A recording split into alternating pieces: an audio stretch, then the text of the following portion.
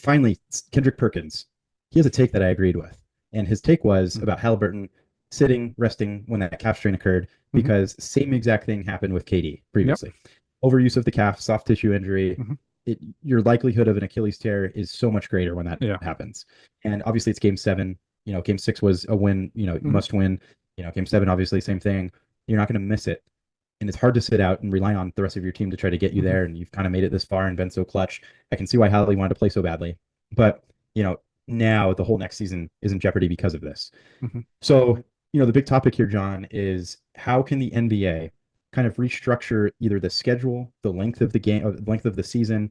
Do they extend it, still keep the same amount of games, but have more rest days in between? Mm-hmm. We've been big talkers on this show of load management and how much that Mm-hmm. hurts the NBA. With just bigger gaps between games help that.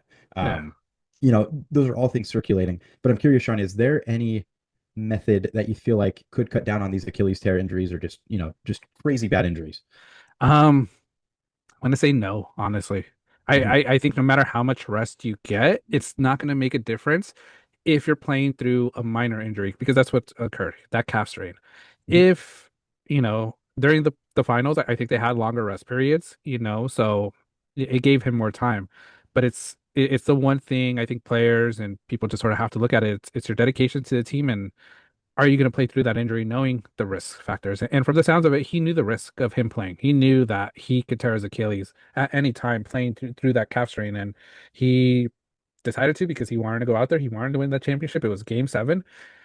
I don't blame the guy, but now I think a lot of people are going to start looking at it a little differently because, like it said, he's out for the next year. Indiana most likely isn't going to be a playoff contender without Halliburton, because without Halliburton, I don't think they would have made it this far.